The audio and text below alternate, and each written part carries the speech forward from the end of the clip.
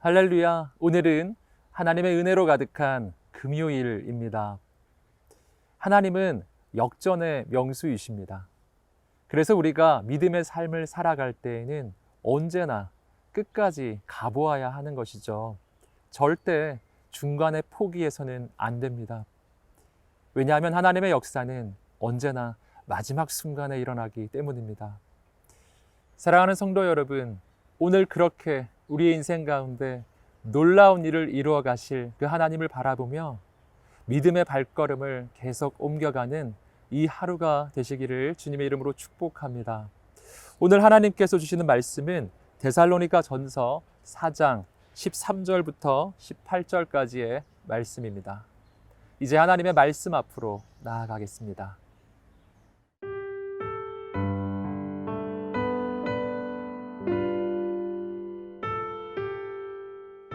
데살로니가 전서 4장 13절에서 18절 말씀입니다. 형제들아, 자는 자들에 관하여는 너희가 알지 못함을 우리가 원하지 아니하노니 이는 소망 없는 다른 이와 같이 슬퍼하지 않게 하려 함이라.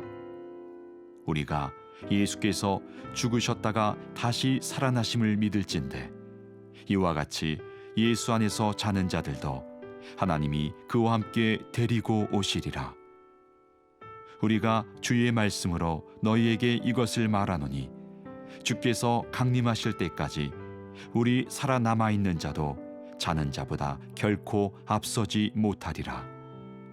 주께서 호령과 천사장의 소리와 하나님의 나팔 소리로 진히 하늘로부터 강림하시리니 그리스도 안에서 죽은 자들이 먼저 일어나고 그 후에 우리 살아남은 자들도 그들과 함께 구름 속으로 끌어올려 공중에서 주를 영접하게 하시리니 그리하여 우리가 항상 주와 함께 있으리라. 그러므로 이러한 말로 서로 위로하라. 죽음은 우리의 인생이 결코 넘어설 수 없는 가장 중요한 문제입니다. 오늘 본문은 이 죽음에 대해서 성경적으로 어떻게 바라보아야 할지 알려주는 본문입니다. 하나님의 말씀 13절 함께 보겠습니다. 형제들아, 자는 자들에 관하여는 너희가 알지 못함을 우리가 원하지 아니하노니 이는 소망 없는 다른 이와 같이 슬퍼하지 않게 하려 함이라. 오늘 본문에서 먼저 발견하는 것은 사도 바울은 이 죽은 자에 대해서 죽었다라고 표현하지 않고 자는 자라고 표현한다는 것입니다. 죽은 것과 자는 것 사이에는 중대한 차이가 있습니다. 죽었다면 다시 깨어날 수 없지만 자고 있다면 다시 깨어나는 것이죠. 이것이 바로 죽음에 대해서 세상적인 관점과 하나님의 관점의 가장 중요한 차이를 보여줍니다. 세상에서의 죽음은 영원한 이별을 의미합니다. 그러나 하나님 안에서의 죽음은 영원한 저 천국의 시작점이 되는 것이죠.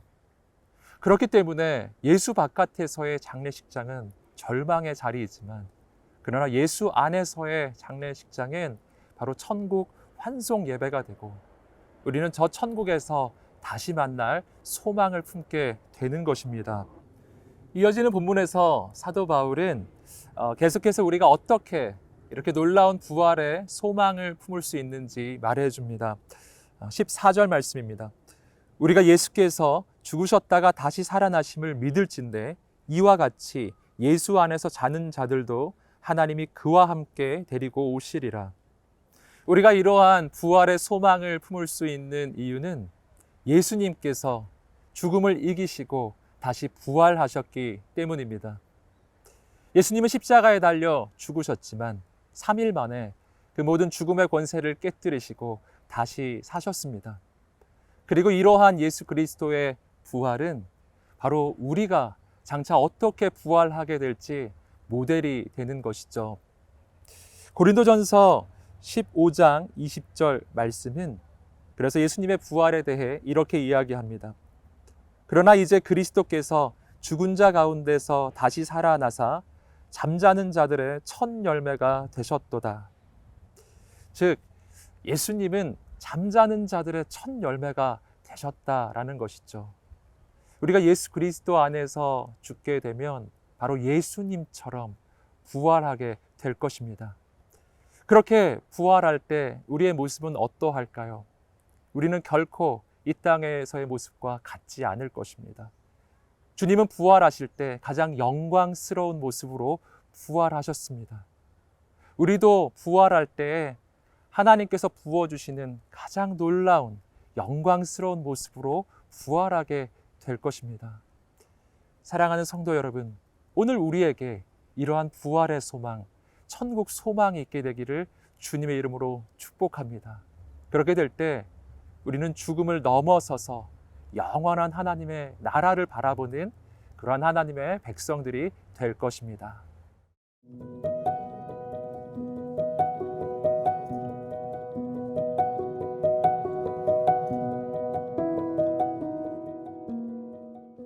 이어지는 부분은 부활을 넘어서서 마지막 때에 있을 재림에 대한 메시지입니다. 오늘 말씀 15절을 함께 읽겠습니다.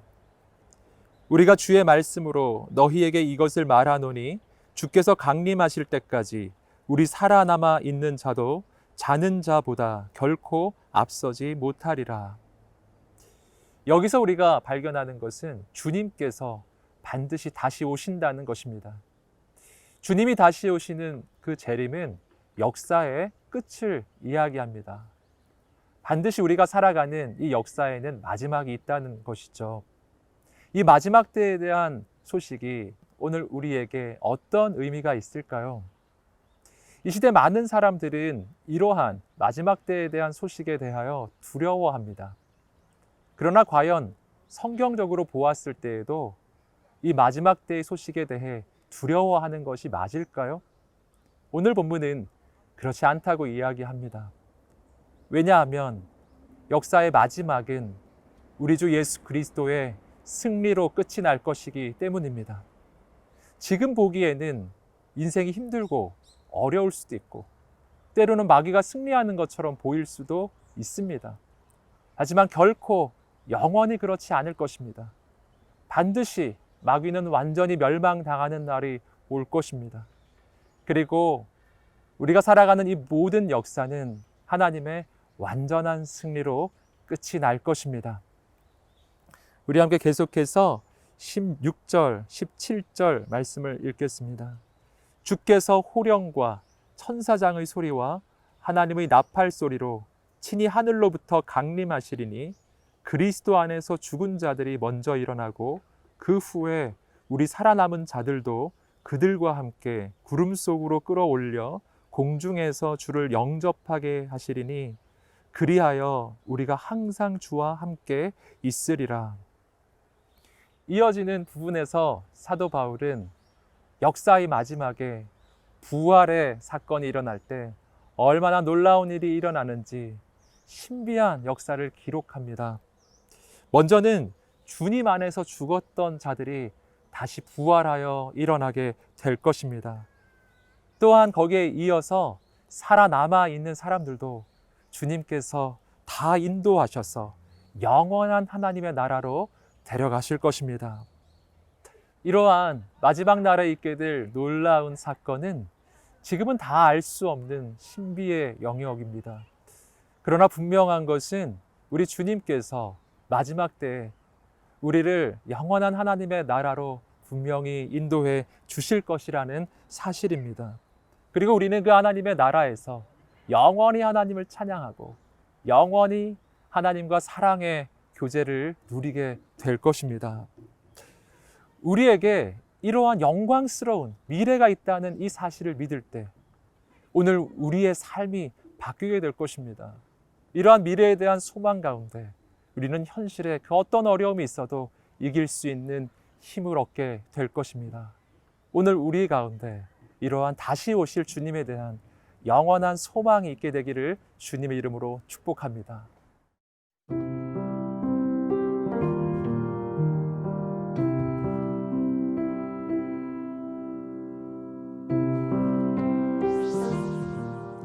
살아계신 하나님, 죽음을 이기시고 부활하신 주님을 바라보며 부활의 소망, 천국 소망을 품게 하여 주옵소서. 또한 다시 오실 주님, 영광의 주님을 바라보며 오늘 내 삶에 그 어떤 어려움이 있어도 넉넉하게 이겨낼 수 있는 믿음을 주옵소서. 온 우주의 주인이시며 역사의 주관자가 되시는 예수님의 이름으로 기도드립니다. 아멘.